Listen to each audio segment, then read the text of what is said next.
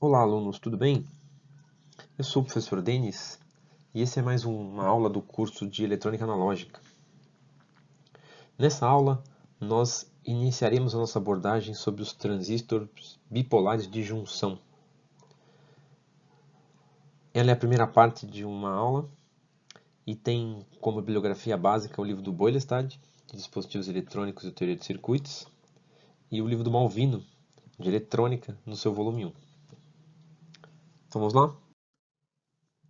Bom, transistores bipolares de junção, também nomeados pela sua sigla BJT, são componentes semicondutores muito utilizados em todas as áreas da eletrônica.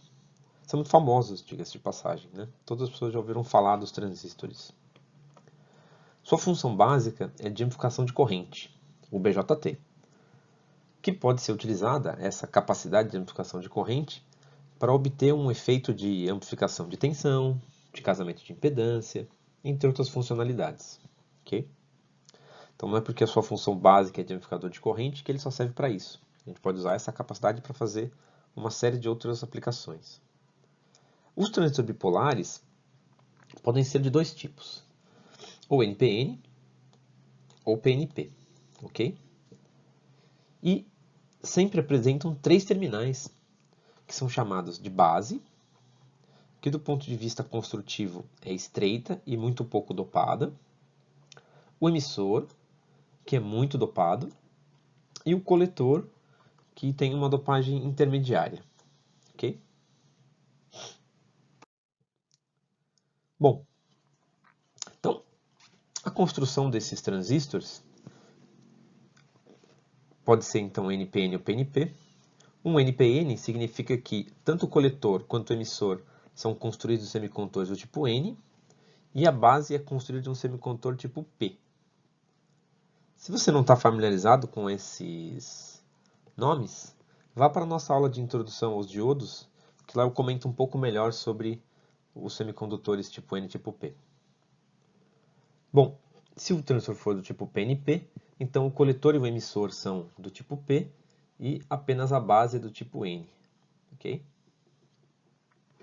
O símbolo do transistor, então, varia de acordo com o seu tipo. Então, um transistor NPN tem esse símbolo e um transistor PNP tem este símbolo aqui. Note que a junção base-emissor, a junção aqui entre base e emissor, tem um diodo, certo ou não? Tem uma junção PN nesse aqui e tem uma junção PN também, só que invertida aqui. Essa junção é mostrada no símbolo, com a seta parecida com a do diodo, ok? E mostra a polaridade dessa junção, certo ou não? Então, no NPN, essa junção é uma junção P na base e N no emissor. E se for um transistor PNP, ela é uma junção N na base e N no emissor. Ok? É a única diferença que existe entre a simbologia de um NPN e de um PNP. É o símbolo do diodo base-emissor. E ela vai servir para guiar a gente para identificar os sentidos das correntes nos transistores, ok? Seja ele NPN ou PNP. Bom, a diferença básica entre um transistor NPN e PNP é a direção das correntes em cada um dos terminais. Quando em operação, claro, quando funcionando. A seguir estão os sentidos das correntes para cada tipo de transistor. Então, no transistor NPN, para ele funcionar, a corrente de base deve seguir no sentido de entrar na base. Essa corrente entra pela base e entra pelo coletor. As duas se somam e se transformam na corrente de emissor, e a corrente então sai pelo emissor. Okay? Já no transistor PNP, é tudo ao contrário. Então a corrente só entra pelo emissor e sai pela base e pelo coletor, ok? Então os sentidos são completamente invertidos. Certo?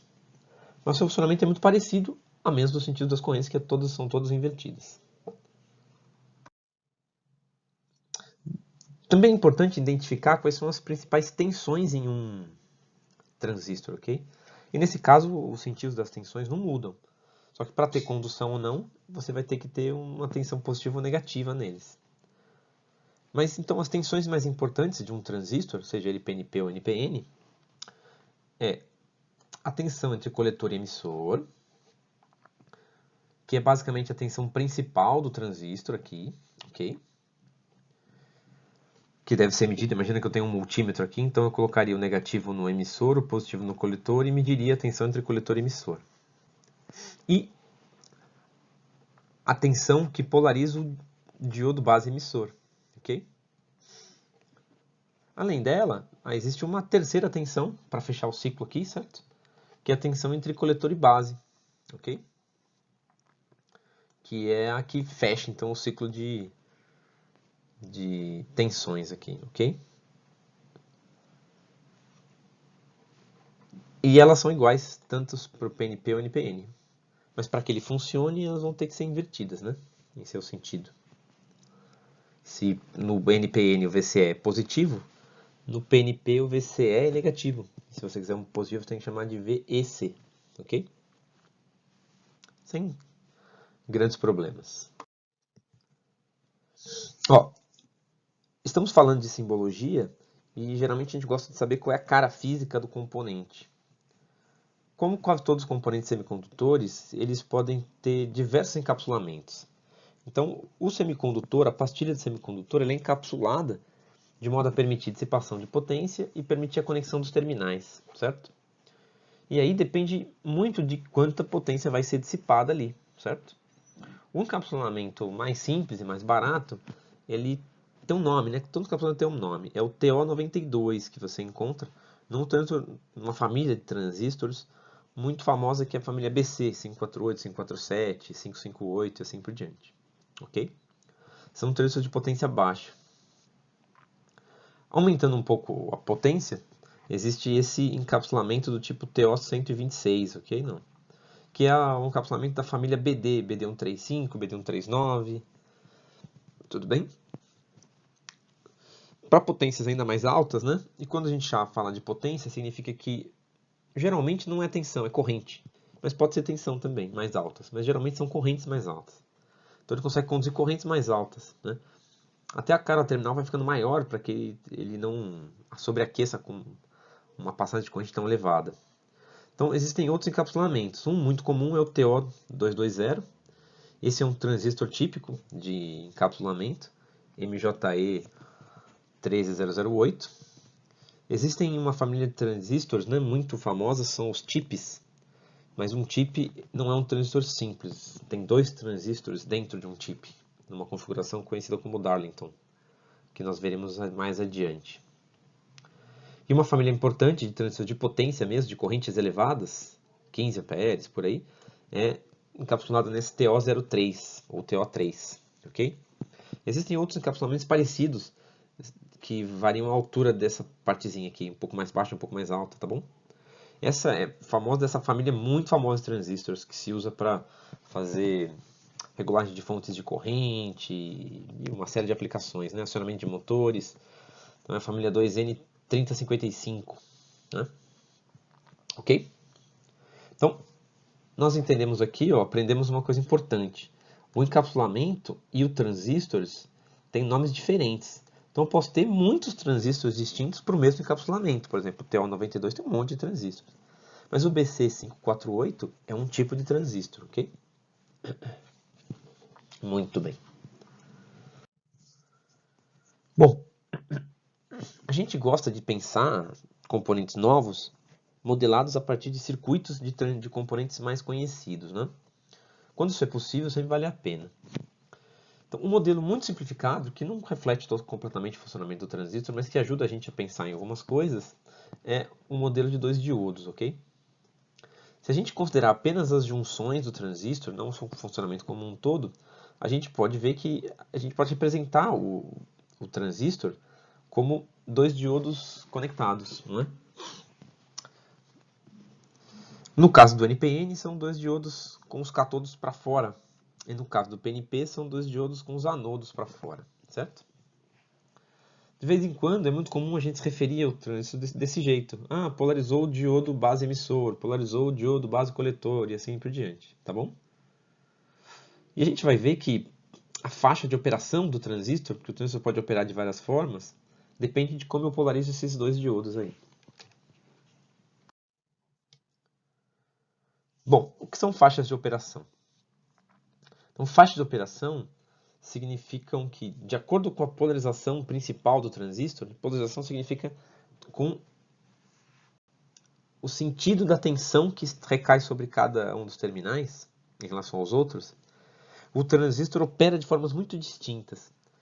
Isso é uma das razões pelo qual o transistor se tornou uma peça tão importante na eletrônica. Porque eu posso, a partir de modificar algumas tensões, fazer com que ele se comporte de formas muito distintas. Né? Então ele acaba sendo um componente muito versátil.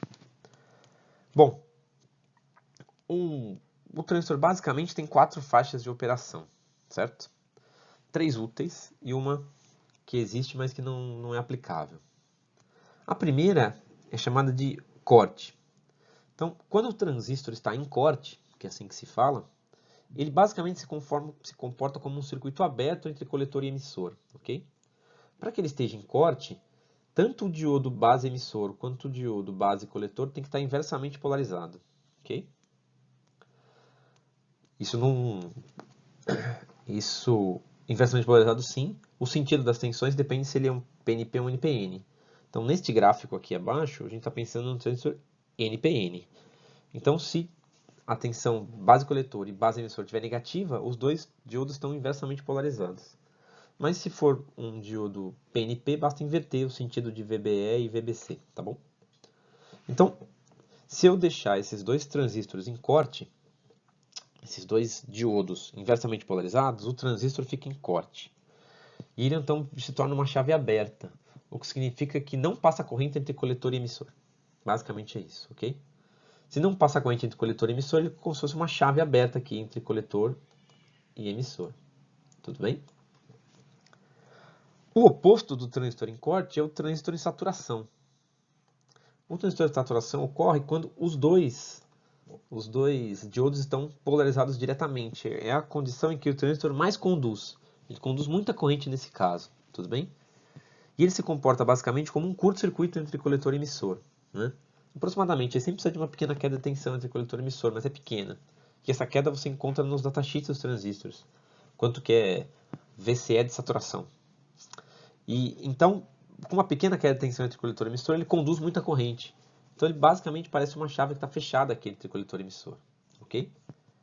Então, tanto o transistor em corte quanto o transistor em saturação são usados para transformar o transistor numa chave, o que é uma coisa importante para aplicações de digitais, por exemplo. Ok? Então, eu posso usar um transistor configurado como chave para acionar um relé ou algum outro componente. Ok? No entanto, eu não quero o transistor só como uma chave. Então, existe uma terceira faixa de operação, talvez a mais importante, né? Depende da sua aplicação, que é chamada de linear, ou de ativa, ou de operação. Tem muito nome essa faixa aí, tá bom? Eu gosto do nome de linear, mas se você quiser chamar de operação ou ativa, tá tudo certo, todo mundo vai entender. Essa é a região em que eu tenho um diodo polarizado diretamente e outro reversamente, aqui, ó. A região linear, um diodo está polarizado diretamente e o outro reversamente. Nessa região, eu preciso da base para conduzir, certo? Então, a corrente de coletor depende diretamente da corrente de base.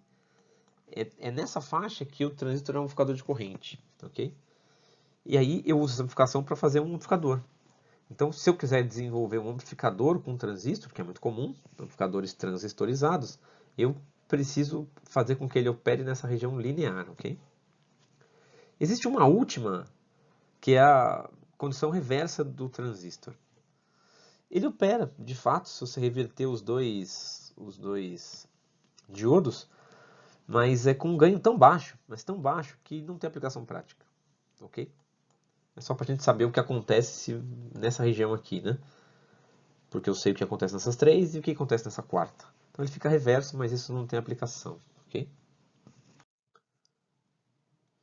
Bom, um conceito importante, que a gente vai abordar com muita calma mais para frente, mas que já é bom a gente entender, já que a gente está abordando os conceitos iniciais de transistores, é a polarização, ok?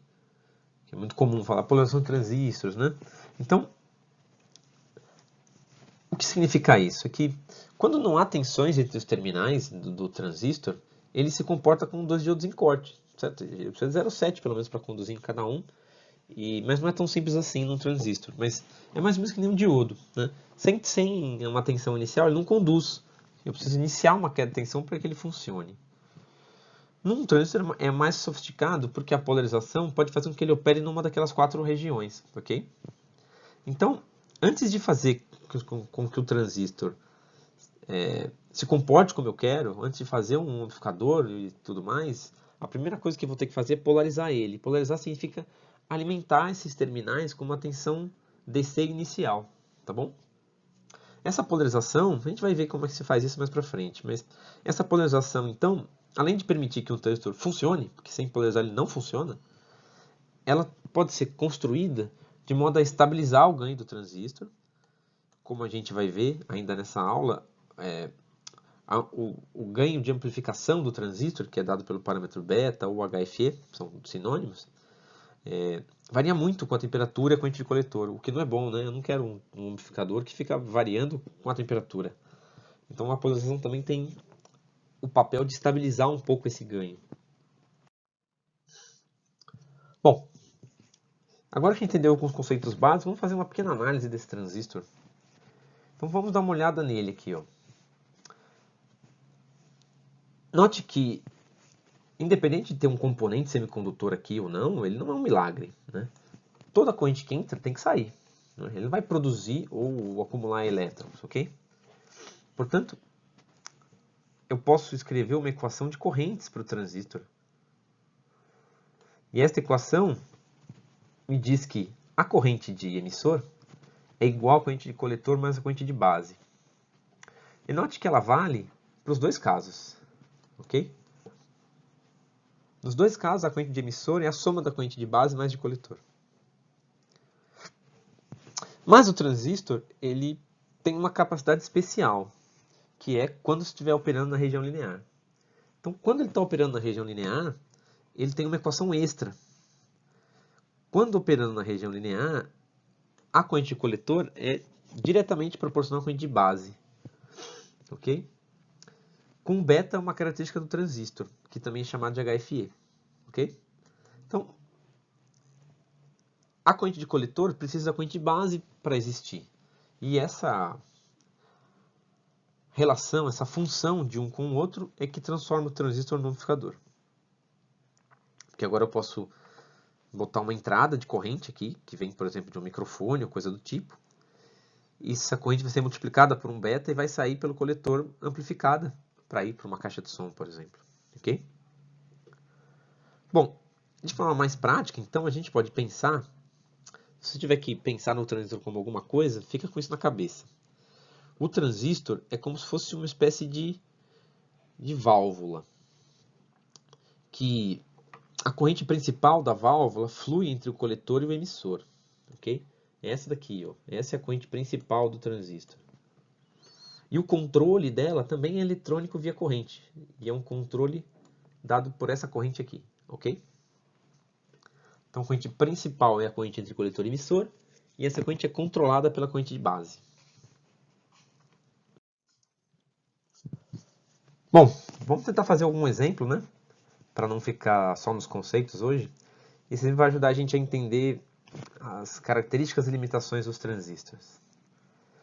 Então vamos partir de um transistor real muito comum. Então nós temos aqui, ó, um transistor BC548B.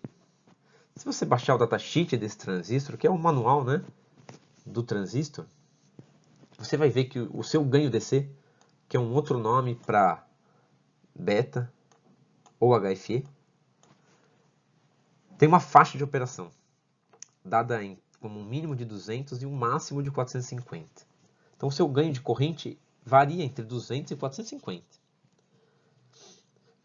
Para um transistor, então, operando na região linear, em que eu imponho uma corrente de base de 0,5 mA, que correntes possíveis eu poderia ter na corrente de coletor?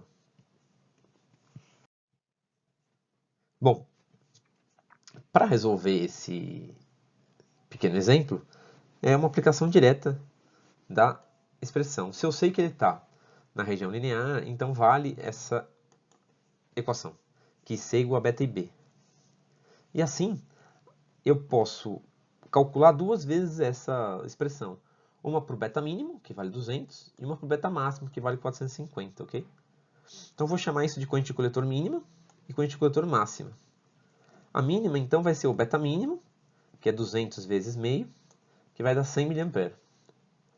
E a máxima vai ser o beta máximo vezes IB, que é 450 vezes meio, e vai dar 225 mA, ok?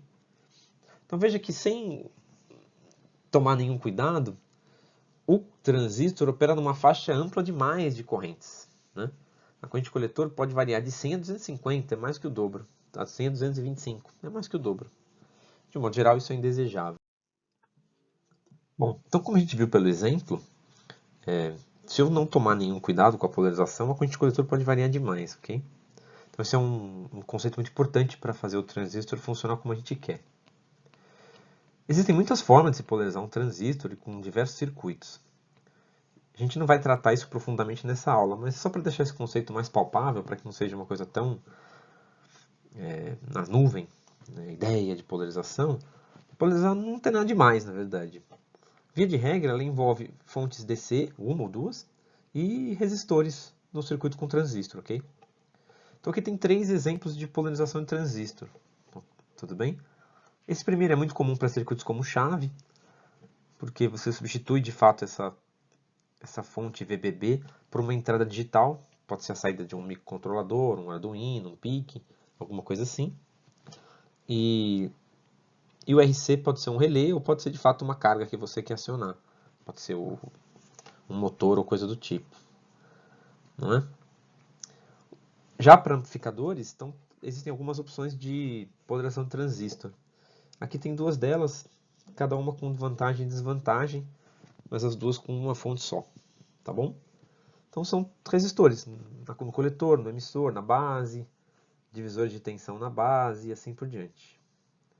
Estudaremos mais a fundo várias dessas polarizações no futuro. Por fim, o que eu gostaria de contar para vocês é que, além da gente poder trabalhar com o transistor em várias faixas de operação, quando eu estou tentando desenvolver um circuito, eu posso trabalhar com o transistor, depois de polarizado, escolhendo por que terminais será a entrada e será a saída. Eu não sou obrigado a fazer a minha entrada sempre pela base. Note que o transistor é um componente de 3 terminais, certo?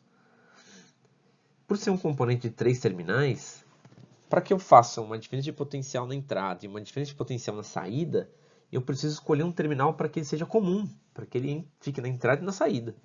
E apenas um terminal fica na saída e o terminal fica na entrada. Eu só tenho 3, não tenho 4, certo? Isso nos leva a perceber que um transistor bipolar permite 3 possíveis configurações. Ou a de base comum, em que a base está tanto na entrada quanto na saída. E o circuito de um transistor base comum é visto aqui, ó, ok? Ou de emissor comum, em que o emissor do transistor está tanto na base, tanto na entrada quanto na saída, e aí a entrada fica pela base, a saída pelo coletor, além do emissor, claro. Ou coletor comum, certo? Em que o coletor é comum na entrada e na saída, a entrada é pela base e a saída é pelo emissor. Então note que, como o transistor permite diversas configurações, diversas polarizações, diversas faixas de operação, ele acaba sendo um componente muito versátil. E alguns estudantes entendem ele como um componente difícil de aprender, mas não é verdade. E como ele tem muitas funcionalidades, nós temos que nos focar nos circuitos do transistor. Então, como usar um transistor como chave, depois como usar um transistor como amplificador, e como polarizar um transistor. Se você fizer isso, cada circuito é simples. Mas se você quiser entender transistor como um todo, você tem que entender de toda essa gama de aplicações que ele tem, ok? Exemplificando aqui, né?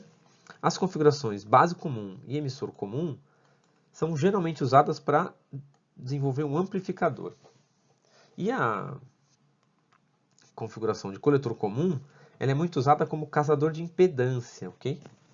Ou como amplificador de corrente, se você preferir, que é mais ou menos a mesma coisa. Então, de vez em quando você tem circuitos em que você precisa ajustar as impedâncias. Você tem, por exemplo, um microfone com uma impedância de saída muito alta e você tem uma caixa de som com uma impedância de saída muito baixa. Você precisa de um circuito no meio do caminho para casar essas impedâncias, certo? E para fazer isso você pode usar um transistor em configuração coletor comum, ok? Que também é chamado de seguidor de emissor. Amplificadores já é um conceito um pouco mais fácil de entender. Bom, então é isso que eu tinha para falar de transistor para vocês como introdução. Para finalizar, eu queria deixar aqui 2 exercícios, ok? Um exercício envolve aquele transistor de potência que eu comentei para vocês, que conduz até 15 amperes. Ele é o NPN2N3055, certo? Se você pegar o datasheet dele, aqui tem um site onde você consegue o datasheet desse e de outros transistores, você pode obter no manual dele, então, a curva de HFE, ou o ganho DC de corrente, tá vendo? Até o manual já dá 2 nomes, só não chamou de beta aqui, podia ter chamado também, em função da corrente de coletor para algumas temperaturas possíveis, certo? Muito frio, temperatura ambiente, muito quente. Note que ele varia bastante, não? Essas 3 curvas aqui, com uma corrente de coletor quase zero, ele está aqui perto de 50, aqui ele está perto de 100 e aqui ele passou de 200, certo? Então a temperatura faz ele multiplicar por 4, ganho logo de cara, se for uma corrente baixa de coletor. Mas tem uma condição até que elas se encontram aqui, né? E ela também varia bastante com a corrente de coletor. Esse gráfico, note, ele está em escala de log, ok? Isso significa que essas curvas, que mesmo que pareçam estáveis, são curvas de variação muito elevada. Bom, mas o que eu estou pedindo? Estou pedindo para que você consiga interpretar essas curvas, né?